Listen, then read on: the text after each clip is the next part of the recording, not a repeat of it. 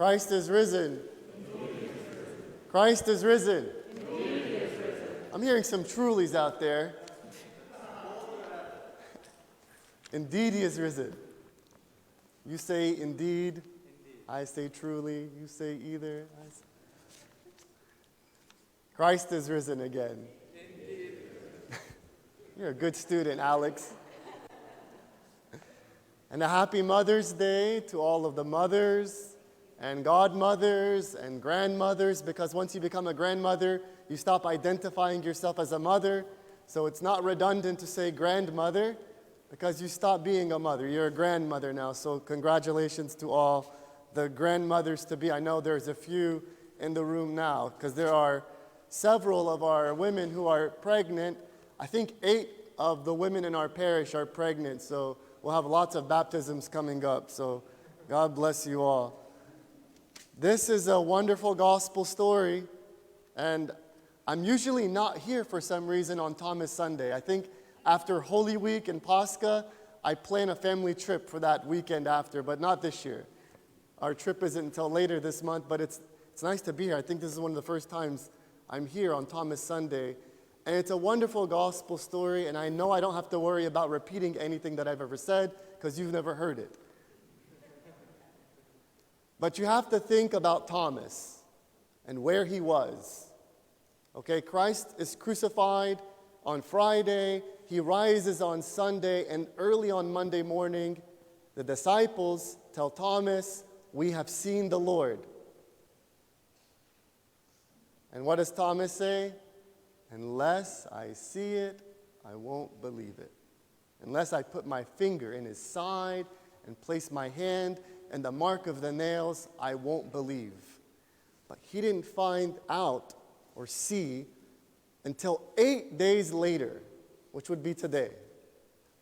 So put yourself in his shoes for just a minute and think, okay? They looked at Christ to be their father, right? Even though he may have been younger than them, they looked to him as their leader. And as a leader, you provide comfort. As a parent, you could say you provide that security for your children that they long for. Okay, so Christ is crucified and he's resurrected. All the disciples scatter, except for John. And then when they come back together, except for Thomas, they see him. And they're relieved. It's kind of like when the parent comes back home after a night, the kids are relieved that the babysitter is leaving because the parents are home. And Thomas, I just said the dialogue, was not believing. So for 8 days, he was filled, perhaps we can surmise, that he was filled with anxiety. He was unsure, unstable, worried. What happened to my God? The God who I saw perform all these miracles. The one who raised Lazarus from the dead. The one who fed 5,000 people is gone. And I don't know where he is. And I'm afraid. And I'm scared. And I'm anxious.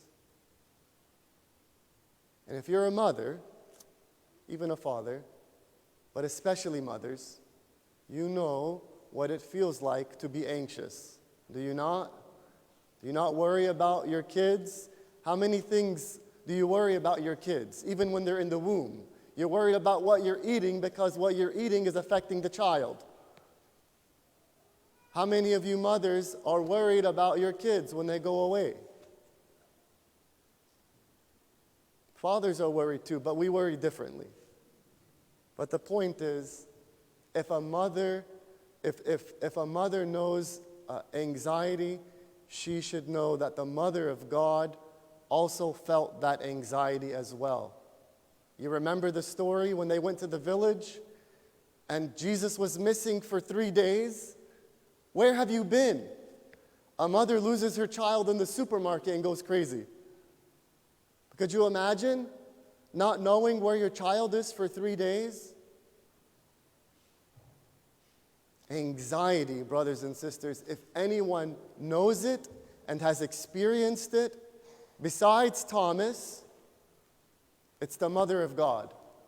And I thought I should talk about mothers today because it is Mother's Day. And it's a very holy day because mothers need to be honored. The Mother of God is placed in one of the most prominent areas in the church. Why? Because it is the mother who brings people in. I can tell you my own mother. God grant her many years. And I pray that God will grant her many years because it's to her house and my father's where my other siblings get together, where we come together. It's my mother who brings us together. Mothers bring us together. So we must honor them. Honor your mother and your father. Next month is Father's Day. Fathers, you'll have your chance next month. But mothers must be honored. And I want to share with you all a little excerpt from this book. It's perhaps you've read it from C.S. Lewis. It's called Screwtape Letters. It's about a man named Screwtape who has a nephew, Wormwood, who Screwtape really, the uncle, tries to tell and train his nephew about how to get people, you, Christians, us, to become evil.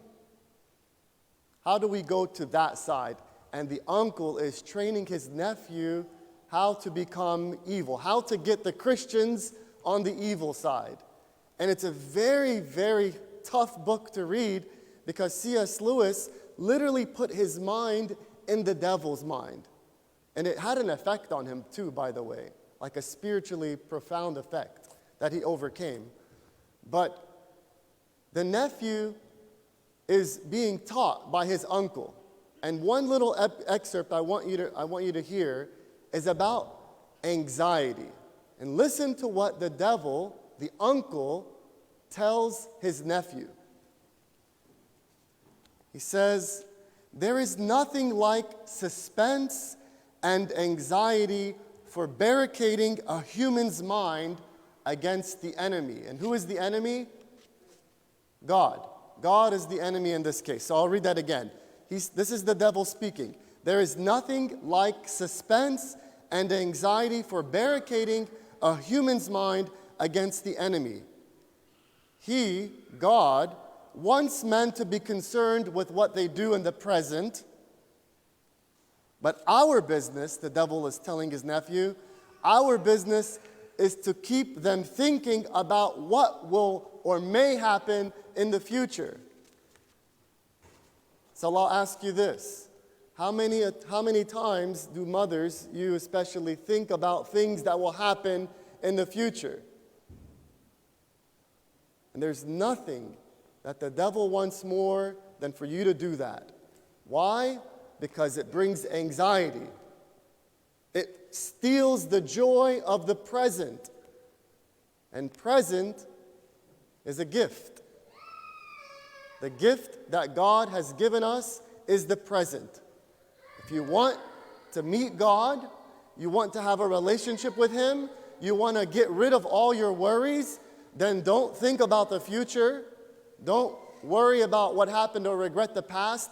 Live in the present, because that's where God is. That's where God is. And we hear it, and I say this a lot. Today is the day we receive communion. We hear, "Receive me today." When we did the crucifixion of Christ, what did we sing? Today He is suspended on a tree. Every prayer, just about every prayer that we say, has to do with being in the present, in the now. Because if you want God, He's here and He's now. He's not tomorrow. He's not, "Oh, look how good I was yesterday," or "I was a much spiritual person back then," or "I'm going to get better one day." It begins today, brothers and sisters. So use Thomas. Use the Mother of God as wonderful examples of what it means to be filled with anxiety and to say, "I'm not going to be anxious. I'm not going to exercise or entertain those thoughts in my mind that bring me worry. It's not fruitful. And I'll close with this. Thomas, when he saw Christ, did he touch him? No. He looked at him. He looked at Christ and he said, "My Lord and my God." And what does Christ say? Christ responds with a blessing for each and every one of us. Every person that has lived after his resurrection, who has not witnessed his resurrection or ascension or lived with him on earth, has received a blessing from Christ himself. When he says, "Thomas, do you believe me because you've seen me?" Then, blessed are those who have not seen, which is us. We've not physically seen him. Blessed are those who have not seen and yet believe. This is for us, a blessing straight from God. Remember that, brothers and sisters. Christ is risen.